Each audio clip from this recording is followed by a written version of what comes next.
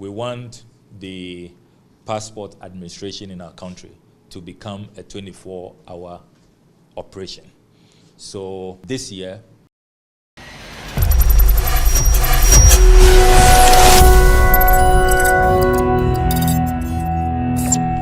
need to travel all the way to Accra. We want to end that. It should be a matter of the past. Then you've also heard about big reforms that we want to carry out. We want the passport administration in our country to become a 24-hour operation. So this year, you need to stand by and get ready. Be preparing yourselves. We are going to be running 3 shifts so that we want to cut down on the waiting time for passports. I'm told that you've done quite well. You've come up to about 3 weeks to 4 weeks these days. But we believe that within a week, it should be possible to get a Ghanaian passport when you apply for it. And the 24-hour intervention we are making will address that. Then we are also of the view that we need to get more modernized and do away with the frustration that the general public has been complaining about. So those who will be coming for renewals, you already have their details in your system, you have their biometrics and all of that. You should be able to apply online and get your passports delivered to you through courier.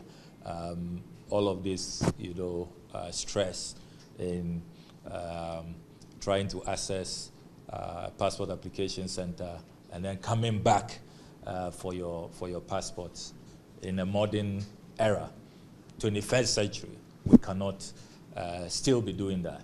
So as part of the reforms, we are going to make sure that we go fully digital. You can access your passport anywhere you are.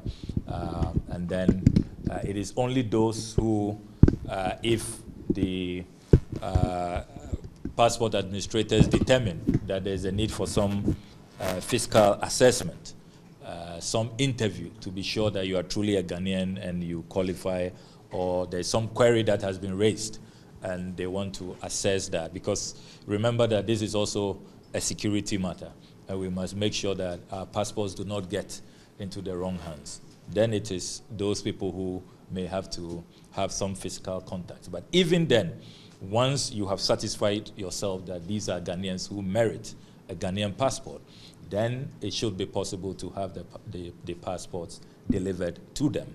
So that's what we are going to do. So you need to be preparing yourselves. The director has already prepared a paper for the takeoff of the 24-hour services, making sure that we go fully digital, making sure that there are courier services that will deliver the passport, so that the backlog situation you are having, where there are more than 70,000 passports that have not been picked up as we speak, we can deal with that once and for all. I also remain committed to taking a second look at the fee structure. And yesterday at the management meeting, I made that point forcefully. I take the view that the passport fees, particularly for ordinary Ghanaians, is too high, and we have to take a second look at it. So I have called for an amendment to the fee structure so that we'll amend the fee structure. I think that for ordinary Ghanaians, it should be more affordable, it should be cheaper, we should reduce the current rate.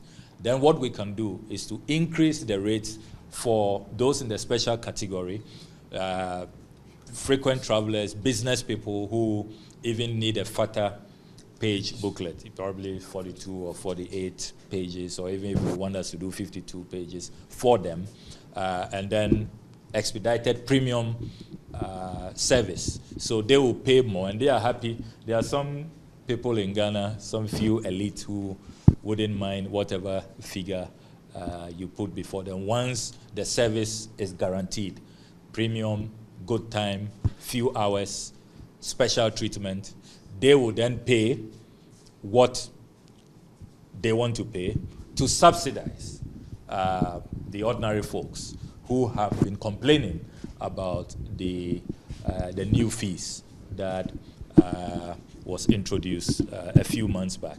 So these are the reforms that we have been discussing. We've discussed at management level, and we are putting in place the needed mechanisms. You heard that on the first day in office when I met with the general staff at the ministry, I inaugurated a passport reforms committee. Your distinguished director, Ambassador Asante, is in that team, and they are working. The chief director is chairing.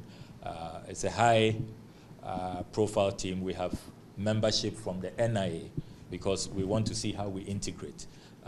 This country, too many institutions are working in silos. We are not talking to each other. We are not integrated. We are not interfacing. That has to stop. So we want to make sure that, because when we do that, and we can all share data, whether at NIA, at SNIT, at DVLA, health insurance, it improves the security, and your vetting process becomes easier, isn't it? So if somebody is probably having a double identity, hiding somewhere, probably at DVLA or at SNIT with a different identity, and is coming here for passport in another name, it's easy to detect and have that person arrested for the fraud that he wants to perpetuate. So I think that we will get it right, and I want to ask for your support. When this is done, it creates convenience not only for the Ghanaian people, but for you as well, so that, you know, all of the stress that you go through is reduced. I also want to assure you that the 24-hour operations that we want to carry out, some of you will have to work at night or probably very early in the morning. We want you to know that we have taken note of all of those conditions that must prevail. For example, transportation arrangement. So in our budget, we have made provision for adequate buses. We are going to buy buses so that those who have to work at night, work at dawn, you don't have to stress about how you find an Uber or a taxi or trotro at a time that is quite unholy. So be assured that we've taken note of all of those matters. Security will also be beefed up here so that you can work in absolute confidence that you will not be harmed at all in any way.